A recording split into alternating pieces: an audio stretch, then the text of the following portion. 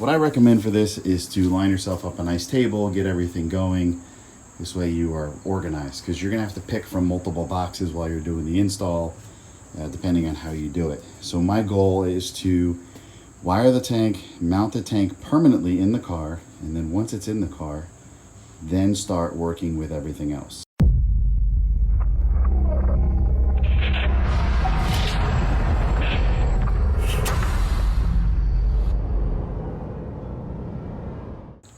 All right, so I want to talk about today's progress. So we're going to be installing the Accuair Endo-CVT.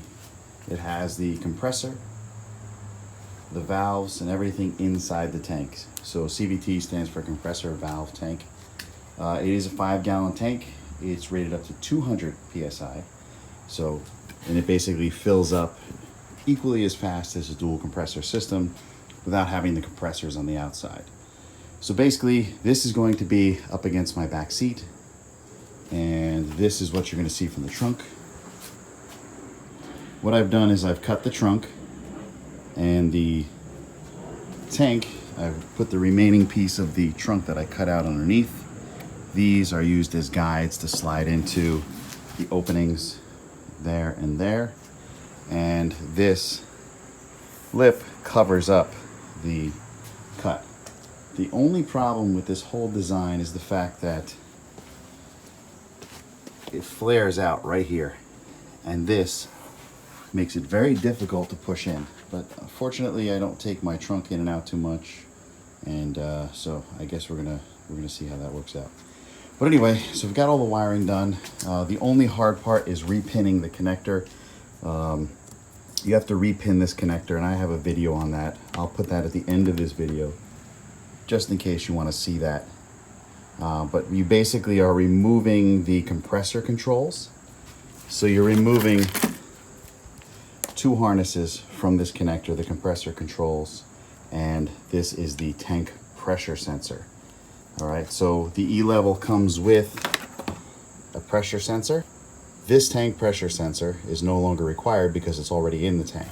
And that's why you're repinning the connector with the 2 wires here that are the compressor control. All right, so in the instruction manuals, it says that you got to identify the necessary MPT plugs, right? And apply thread locker sealant, loctite 565 or equivalent, provided with your Endo product. So here's the problem. I didn't get these plugs. I got 2 plugs, actually 3 plugs. One of them was the only one I could use. And that one was a 1/4 inch or 3/8, no, it's a 1/4 inch plug. So that one was included. This one here was empty, but they included it in a baggie. They included 1 extra of these, which I don't need. And they included a large plug for one of these holes, but again, don't need it. So I had to run out to Lowe's and pick up these plugs here, and I'm gonna have to contact them Monday to get the proper ones. I just want to fire up the tank and make sure I got everything working before I bolt it in place. So these plugs are from Lowe's. They are 1/8 inch plugs. Give you a second to pick up the part number. And what I'm doing with them is the usual procedure, Loctite 565 around it. And then of course you leave the first thread undone. And then I'm going to wipe down that big bead over there with a little bit of, just knock down that bead a little bit. And then put it right in here. And I hand tighten it, and once it's hand tightened, I kind of torque it down either 1/2 turn to 1.5 turns at the maximum. So I'll show you that in a sec. Let me get that in there. All right, so we got this loaded up with the Loctite, and that's the Loctite 565. I'm gonna bring it into the hole, and we're gonna finger tighten it. And you can't go too far with these brass fittings because they really start to cut into your fingers. So what I do is I grab my wrench and I open it up, and then so basically there's really very little force going for me to turn this in place. Now we're starting to get stuck. This is where it would be considered finger tight. So then you would go 1/2 turn. So I bring this all the way up. And then what I'm gonna do is just level that off so it's nice and square. And that's it. And you see that big goop of Loctite there? We're just gonna give that a quick wipe off so it looks nice and fresh. We've already done the lower one here, this one here. this one that came, there's two down here. This one here was empty, so I filled it with the one that came with the kit.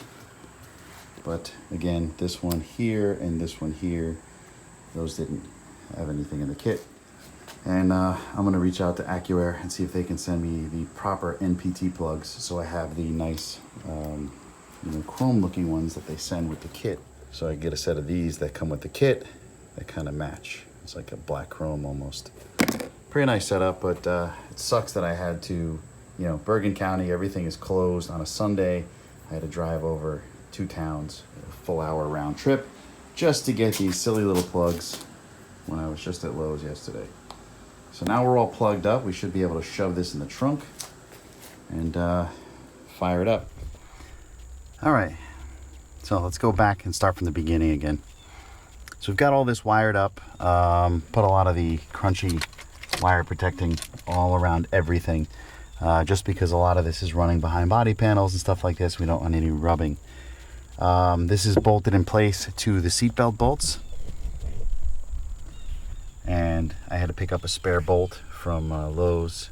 I think it's a 12 1.75 or something like that.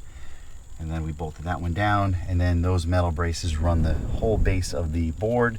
They're bolted to the board and also bolted through the board into the floor panel.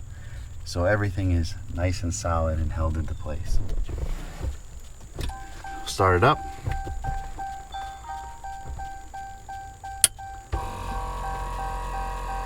That is freaking quiet. That is the compressor. Let me shut the door chime off.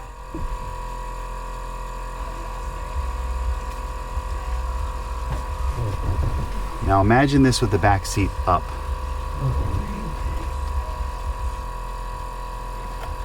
That's it.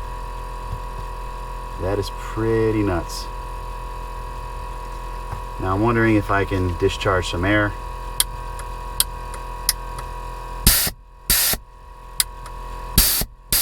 Yep.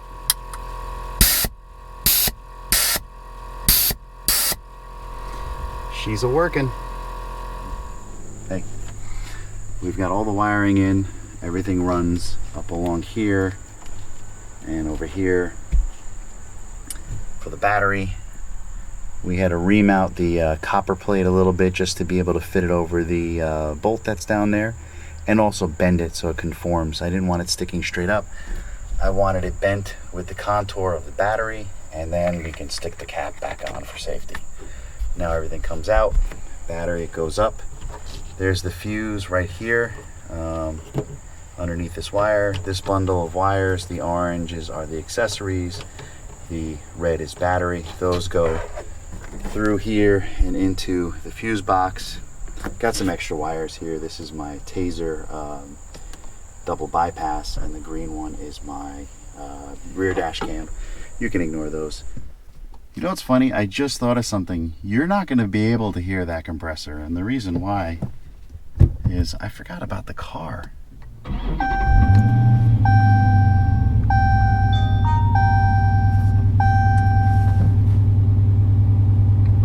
Yeah. Can you hear it now?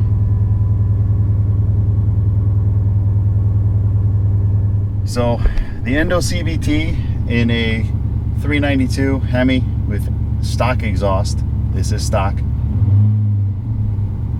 You can barely, and I mean you have to know it's there and listen for it, because it just kind of merges in with the exhaust. This is pretty awesome. I'm really, really impressed. I cannot wait to get the rest of this installed.